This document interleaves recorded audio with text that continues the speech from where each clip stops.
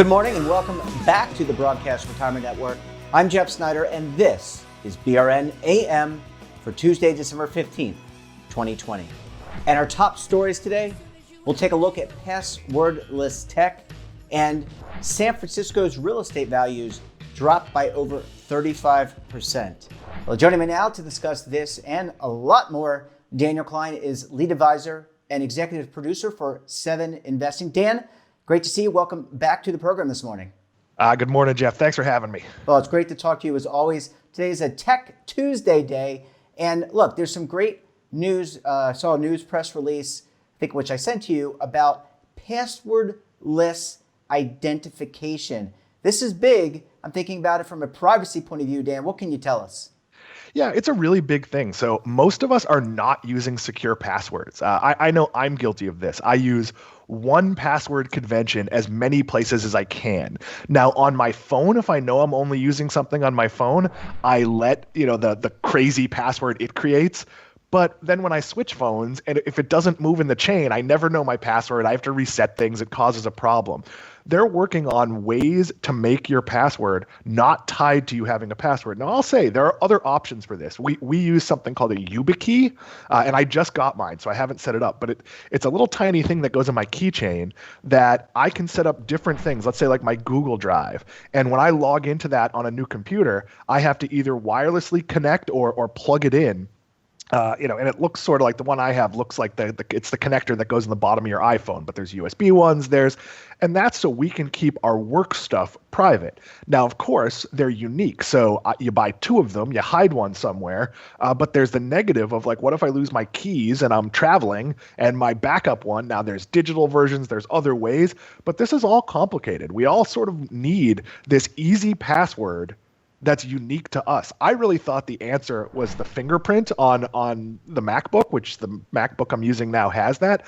I don't understand why that can't be my password to everything else on my Mac. I'm pretty sure nobody else has my fingerprint. And I know that'd be a problem for Batman because he doesn't have any fingerprints. But for everybody else, I don't see that would be an issue. I wasn't aware that Batman didn't have fingerprints. In various Batman lore, he has gotten rid of his fingerprints to not be identified. Okay, well, I'll have to brush up on my Batman lore. But Dan, you mentioned it. Thumbprints, fingertip prints, we have facial recognition, we have 2-factor identification. We have been down a long road when it comes to protecting people's passwords. And I got to tell you, we've talked about this numerous times on the show. When you have 20 different sites that you visit, maybe it's a banking site, it's an investing site, maybe it's your work site, there are 20 different passwords because you don't want to have the same password. Does getting to this passwordless identity, if it actually does come to fruition, this makes, as you said, life a tremendously much easier. Yeah, it does, because even resetting your password, like, you know how you answer those questions? One of them is usually, who's your best friend? I'm a 47-year-old man. I have friends. I don't have a best friend, so you have to randomly assign. That's your wife, Dan. Your wife is your best friend. I mean, I have lots of close friends, but it's not high school. I don't rank them anymore. So you're like, oh, did I pick Jeff, my college roommate, or Matt, my friend who I travel the most with now? Like, I don't remember. Like there's a couple other contenders. So anything we can do to make that easier. And look, if we can unlock our phones with our face, why can't we do other things that way? It seems to me that there's easy ways to do this. And 2-factor authentication, look, Okta's a great company. That being said, if you're on a plane and you need to do 2-factor authentication, you're out of luck. Yeah, there's problems. There's faults with all of this. And I applaud any company trying to decode this, because we're supposed to have 20 different passwords, but you're not supposed to write down your password. I don't know about you, Jeff, but I can remember 2 phone numbers and 1 password. That's the full breadth of it. So if I can't write it down, so I've taken to hiding my passwords in documents. Like maybe I have an old news story from 3 years ago and I'll hide my password in the middle of it. And then I have to remember that that's where I hid it. It's all too tricky. So I'm a big fan of anything that changes this. And this is really early days, but I like seeing that smart people are working on this. Your password, your identification should be as simple as unlocking your phone, where amazingly complicated things are happening and you're not thinking about it at all. That's the best kind of process. Well, I think anyone would say if I could centralize all my passwords and my access, that would be easier for me. Dan, the thing that you always have to think about, and especially with bad actors, not only hackers and bad foreign state actors, right? You really have to be wary of doing that. And I think what it comes down to is dynamics. Being a dynamic user, you can rotate and some enterprises do this, where they rotate the password every 6 weeks or every 2 weeks, something like that. They make you change the password. But again, if you can centralize this and then change that password on a regular basis to stay ahead of potential hacking, I think that's a good thing. And also trying to use white hat hackers to prevent bad actors from getting a hold, thwarting a system and getting a hold of information. That's important too. So it's a multi-pronged approach here. You said bad actors stealing your password, and my first thought was, wow, things are not going well for Nicolas Cage. But that being said, yeah, it's one of those things where there are software services where you can have one centralized password, but you have to do it. And doing it means remembering all your passwords. And I know I have a bank account, a business bank account that I access on my phone, and it's in my iPhone chain, so it moved over. I have no idea what my password is. My main bank account at Wells Fargo, when I changed phones, the password didn't move. I had to go on the website and do all the rigmarole to update my password. Is it hard? Not particularly, but it's frustrating when you've got a new phone, you're standing in line at Starbucks and you don't remember your Starbucks password, so you can't pay. I mean, we're not standing in line at the moment, but you're in the drive-thru or whatever it is. So a lot of this is a difficult thing for consumers. I want to see somebody fix it. Though it does seem a little odd to me that we're not using the iPhone, Mac, and I'm sure Google phones and PCs have this. I don't know why we're not using the fingerprint more often, because I've always been told it's a unique thing like a snowflake, though I've looked at a lot of snowflakes. I can't promise you that no two are alike. That's true. Well, Dan, I want to go to a very quick commercial break. When we come back, as a follow-up to our story last Tuesday, rents in San Francisco have dropped 35% because people have been moving out of the area. They work for different tech companies. So you're going to want to stay tuned right here on BRN AM.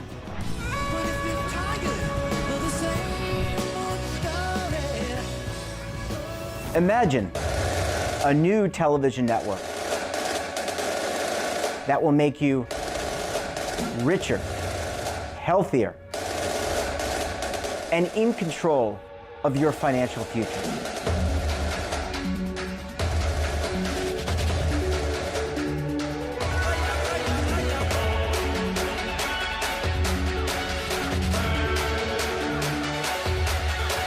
This network is for the policewoman in Nashville, Tennessee, the baker in Dubuque, Iowa, the teacher in Lexington, Kentucky. We want to make the idea of savings and retirement culturally relevant. But what do you see as a defining issue of the midterms, especially for the smaller businesses? I mean, they are the lifeblood of the American economy.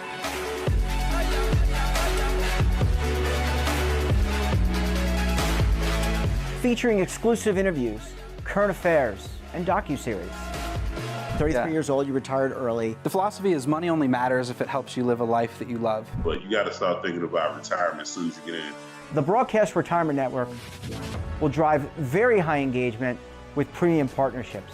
So this isn't retirement and savings for your parents or grandparents. This is for all Americans. And we're going to change the way you think about money.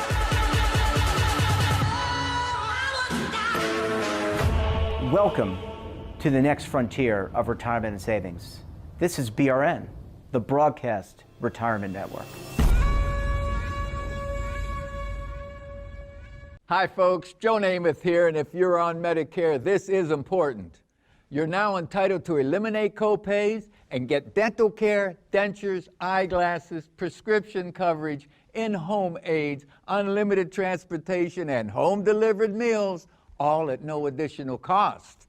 Plus, your zip code may have coverage with the Give Back benefit that adds money back to your Social Security check every month. Look, with the uncertainty of the virus and vaccines, you need to get everything you're entitled to. Here's the bottom line. Call to get significant benefits at no additional cost and see if your zip code has coverage with the Give Back benefit. Millions of people have trusted the Medicare Coverage Helpline. You can too. Call now. It's free.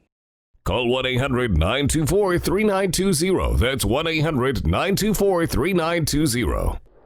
Welcome back. We're talking to Daniel Klein of 7 Investing. Dan, thanks so much for staying around with us, as always, this morning.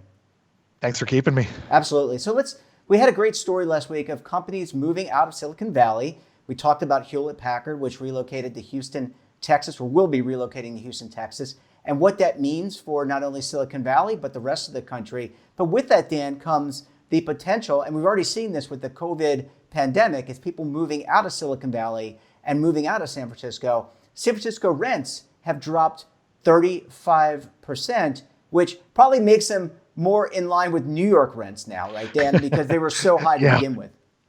So, Jeff, 2 years from now, and we could book it, write it in your calendar, we're going to talk about how this was the most overplayed nothing of a story. So here's the cycle of rent. Most people in San Francisco, or frankly, me in West Palm Beach, moving from a place I owned to a rental, your rental cycle is 1 year. So we've been in a pandemic for about 9 months. During that 9 months, or 8 months, I don't know what it is, it's somewhere between 7 and 9 months. In that cycle, some people's rent is coming up and they're going, okay, I work from home.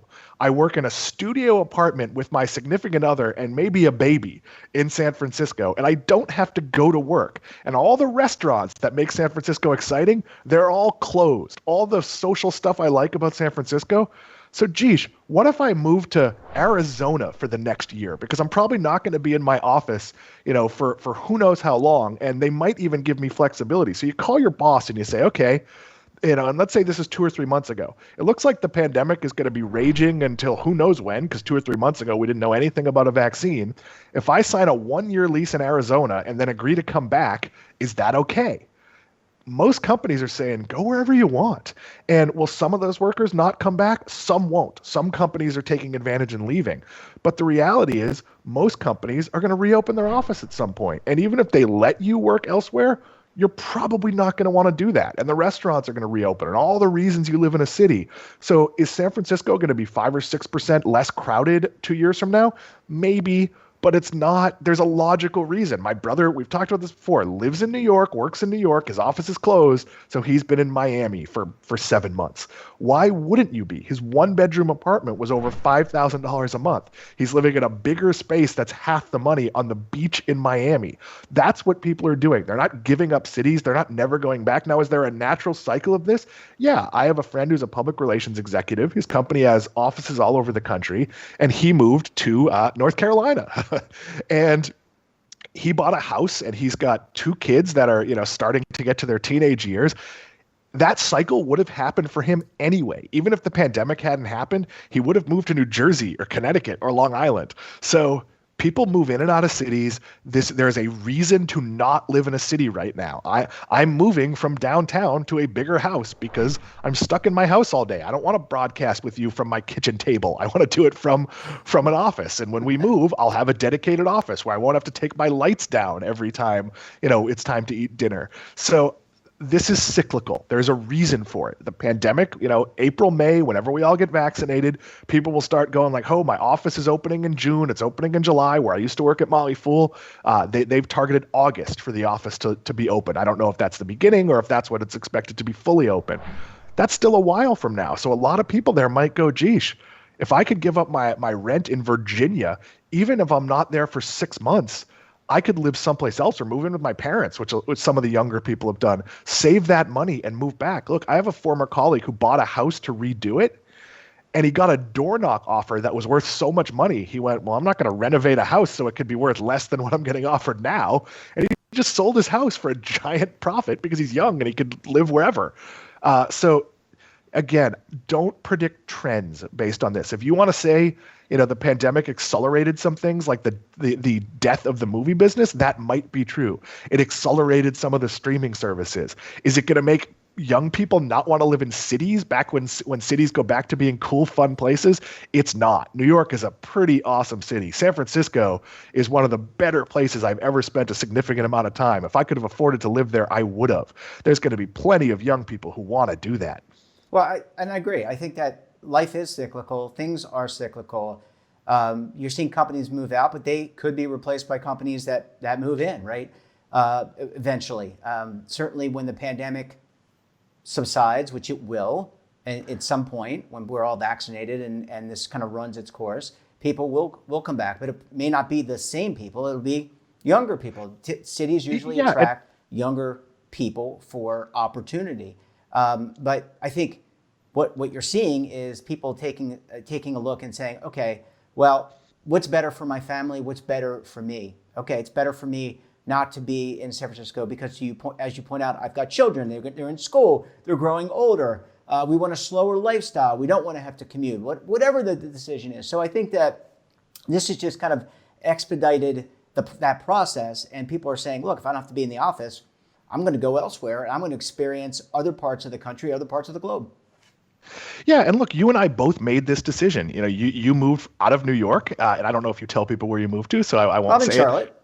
Oh, Jeff's in Charlotte, and you moved because you can't take advantage of New York right now. And I'm doing the same thing. Like where I'm moving to, one, we'll have 1,000 square feet more space, and my wife does not normally work at home, but she's working at home through maybe next summer.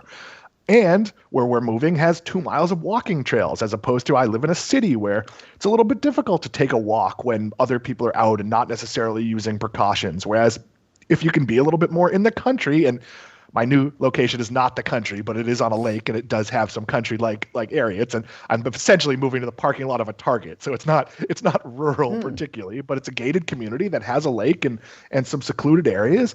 And that makes sense for the next year. After that, will we want to be back downtown? Will we want to be maybe in a single family? Who knows? Haven't figured that out. But right now, these are unique circumstances. If you live in New York City, the restaurants are mostly closed to indoor dining. Most people I know who live in New York, their kitchen doesn't even have the gas on. They don't know how to cook. Their refrigerator is like a dorm room refrigerator. It has milk and mustard in it. So that's the excitement of it. Right now, space is valuable. That's going to change. When there's Broadway, when you can go to a Rangers game or a Knicks game, that's going to make the cities better. And frankly, I am very much looking forward to it. But a lot of the media reporting you see focuses on the now and not the analysis. We see this with stocks a lot. Oh my God, this stock, why did Disney go up 10% today? Went up 10% today because they said really good numbers about Disney Plus. Does that change your thesis on Disney? It doesn't. Does the pandemic change my thesis on San Francisco? No, it absolutely does not. Yeah, well, we're going to have to see. I think you're right. We'll have to see. And if you're a long-term investor, if you're a long-term player in the market, you want to be looking long-term. You don't want to be looking short-term. Dan, always a pleasure chatting with you. Enjoy the rest of your week, and we'll talk to you again for the podcast later on this week. Jeff, I'll see you next week. And that wraps up this episode of BRN AM. Have a topic of interest or someone you think we should talk to? Then drop us a line. And don't forget, for all the information in retirement markets, technology, personal finance, so much more, all in one place, check out today's edition of The Morning Pulse. So until tomorrow, I'm Jeff Snyder. Stay safe, keep on saving, and don't forget, roll with the changes.